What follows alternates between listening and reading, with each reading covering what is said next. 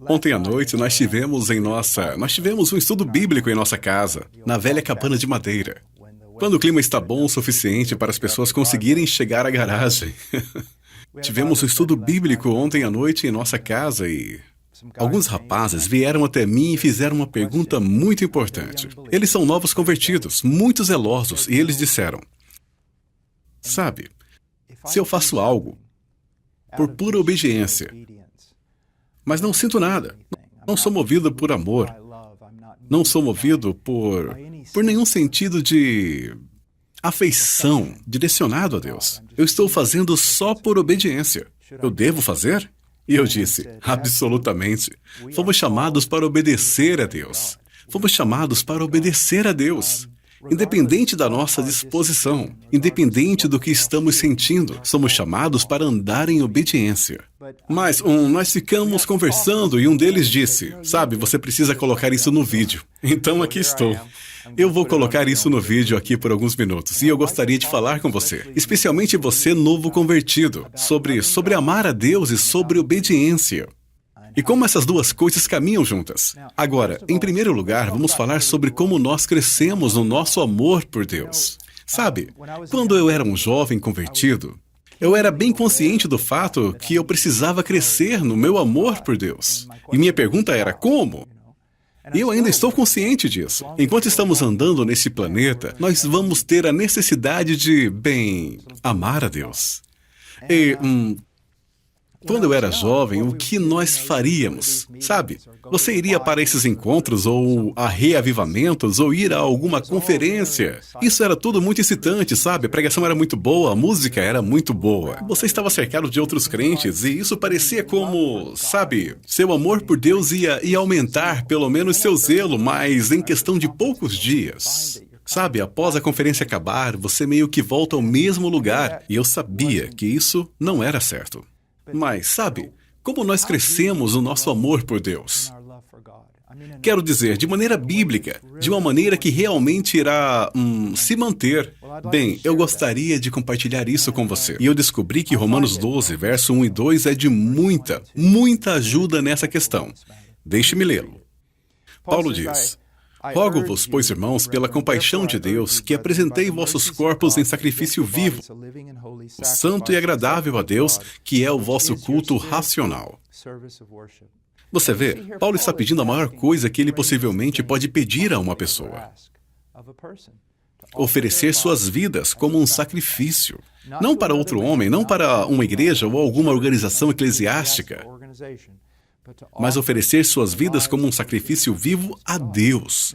Agora, o que pode ser forte o suficiente para motivar um ser humano a literalmente entregar sua vida, a coisa mais preciosa que eles possuem, entregar a sua vida pelo amor de Deus, no nome de Deus? Bem, Paulo nos diz aqui, de fato, está incluído aqui neste verso. Ele diz: rogo-vos, pois, irmãos, pela compaixão de Deus. Ele está rogando que eles entreguem suas vidas pelas misericórdias de Deus. Agora, o que são essas misericórdias? Na verdade, Paulo gastou os primeiros 11 capítulos do livro de Romanos explicando o que essas misericórdias são. Ele começa em Romanos 1 até 3, geralmente nós podemos dizer que ele está falando sobre a depravação radical dos homens. Que somos pecadores, que somos inimigos de Deus, que merecemos a ira de Deus. Mas então ele chega no 4 e 5 e ele fala de salvação, das misericórdias de Deus em Jesus Cristo, no que Deus fez por nós, na pessoa e obra de Cristo, e como isso é a maior revelação do seu amor, da sua misericórdia, da sua graça. E então ele continua e nos capítulos 6, 7 e 8, ele nos conta como viver a vida cristã, até mesmo no meio de lutas com o pecado, como viver a vida cristã, e como sairemos disso vitoriosos por causa daquele que está trabalhando em nós. Este glorioso e poderoso Deus. E então ele tem os capítulos 9, 10 e 11, e ele está falando não só sobre Israel.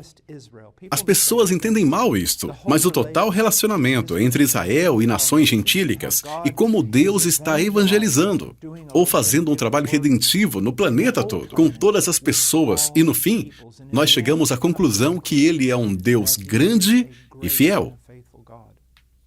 Então, o que estamos dizendo? como nós crescemos em nossa devoção a Deus.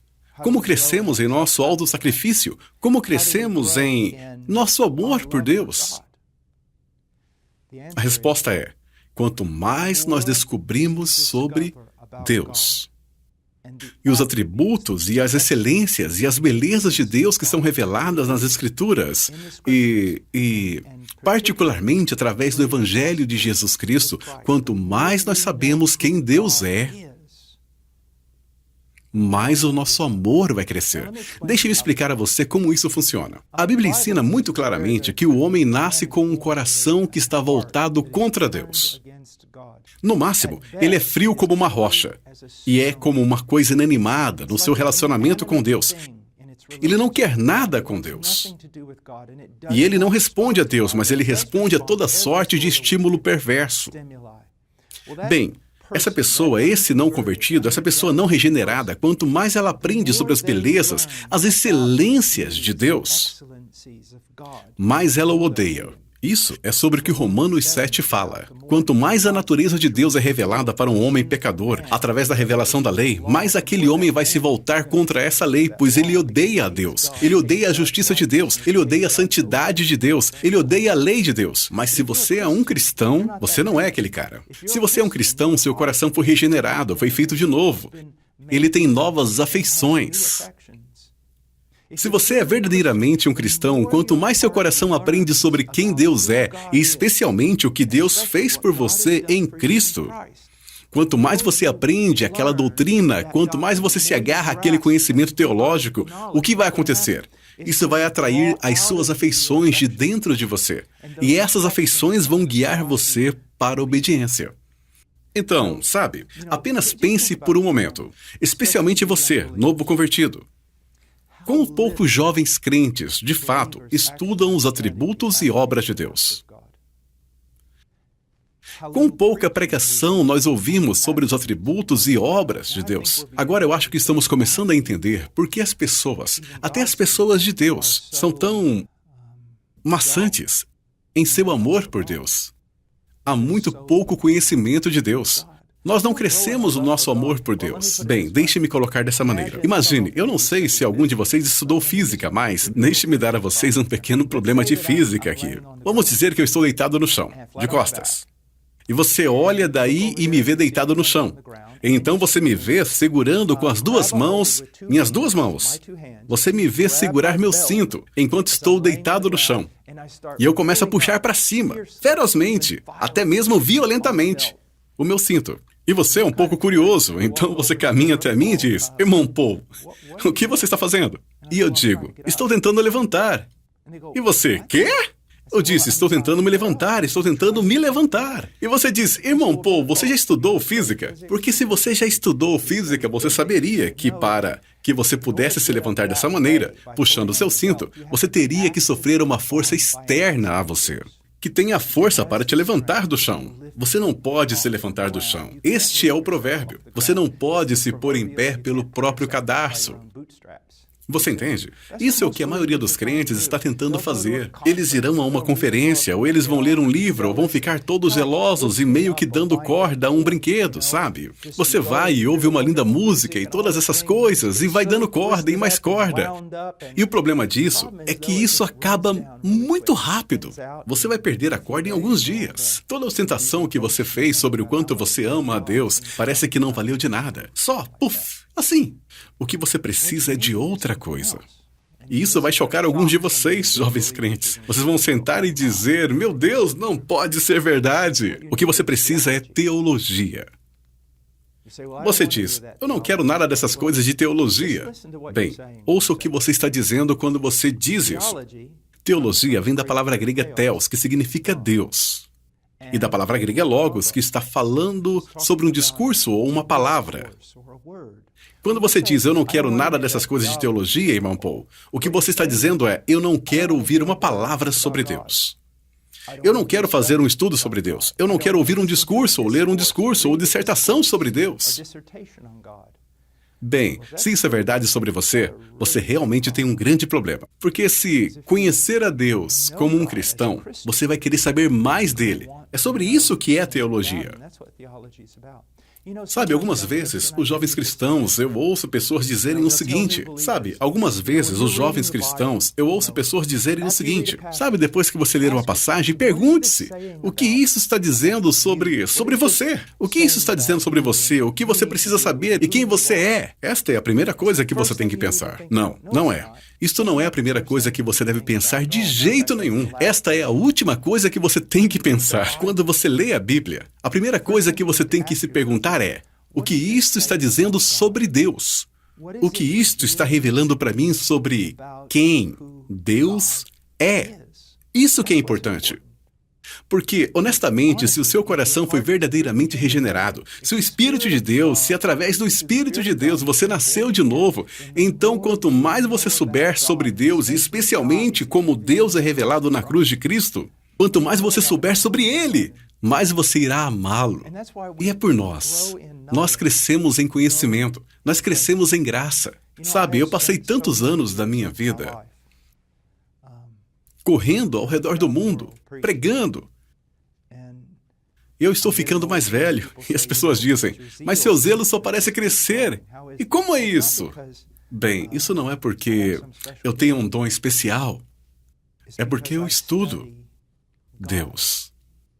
Eu quero saber quem é essa pessoa. Porque quanto mais eu vejo dele, mais eu quero ser como ele. Mais eu quero acreditar nele. Mas eu quero glorificá-lo, falar dele.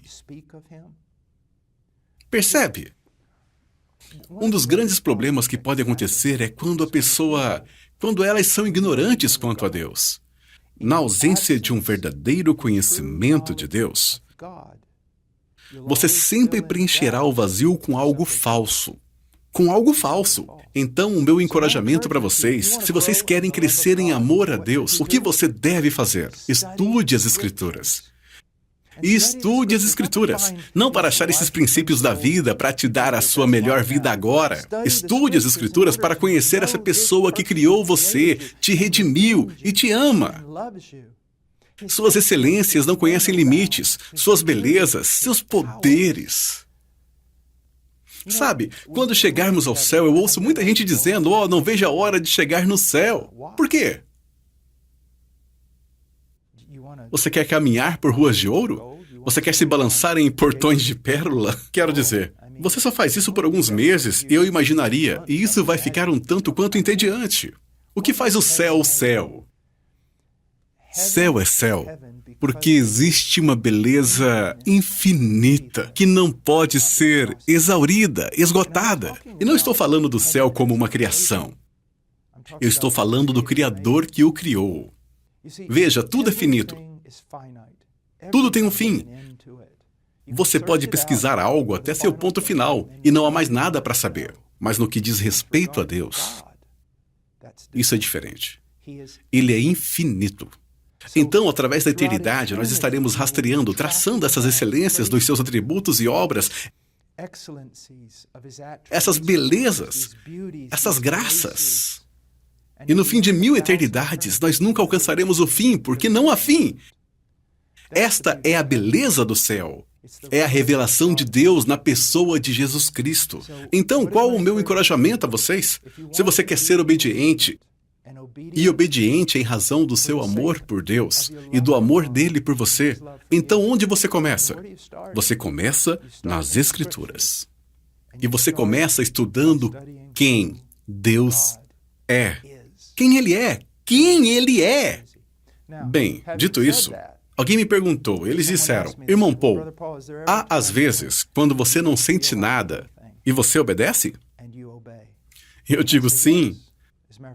De fato, é até que frequente, sabe? Por muitos, muitos anos, eu vivi minha vida com muita dor, muita dor. Às vezes, quando eu acordo de manhã, a primeira coisa que eu faço é uma careta. E então eu penso em como eu vou sair da cama com a menor quantidade de dor. Às vezes, é até nauseante. Não é nada engraçado. Eu penso sobre tudo o que tenho que fazer na missão, os e-mails para responder, as conversas com os missionários, as coisas para escrever e preparar, os problemas para resolver e tudo. Depois, não 10 anos ou 20 anos, mas depois de 30 anos de fazer a mesma coisa. E às vezes eu não sinto nada. Eu levanto da cama e às vezes não há senso, consciência da presença de Deus. Às vezes, para levantar da cama, você está apenas cansado. Mas você sai da cama. Por quê? Por quê? Não é sentir. É o que você sabe. Você sabe que Ele é valioso. E você sabe que Ele é. E você sabe que Ele é fiel. Então, você sentindo algo ou não, você sabe que precisa levantar. Você precisa estudar as Escrituras. Você precisa obedecer às Escrituras e você precisa continuar andando. E é nessas vezes, eu creio, é nessas vezes que eu não sinto nada. É só escuridão em toda parte. E ainda assim eu ando em obediência. Eu sinto que nessas vezes eu estou glorificando mais a Deus do que naqueles picos de experiência, porque o que estou fazendo puramente por fé.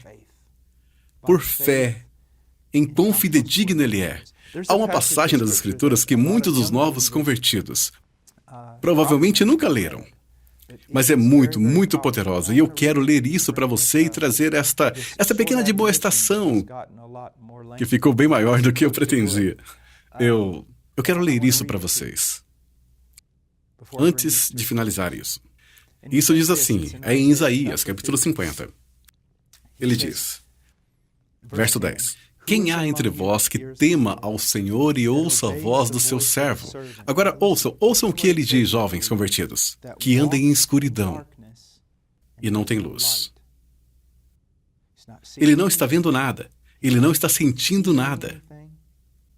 Ele continua e diz, confie no nome do Senhor e firme-se sobre o seu Deus.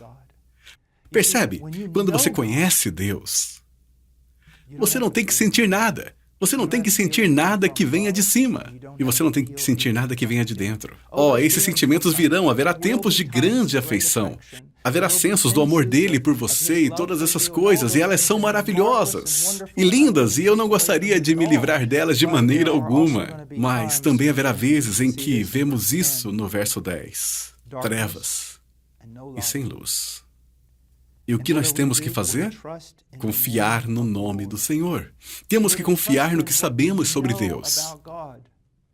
Muitas pessoas falando sobre fé hoje em dia, falando sobre confiar, mas eu realmente tenho que duvidar de muitas coisas que eles dizem. Pois quando eu pergunto a eles sobre quem Deus é, e eu peço a eles, digam-me no que eles acreditam sobre quem Deus é, eles praticamente não têm resposta. E ainda assim é impossível ter uma fé bíblica a parte de um conhecimento bíblico sobre quem Deus é e o que Deus prometeu. Você percebe?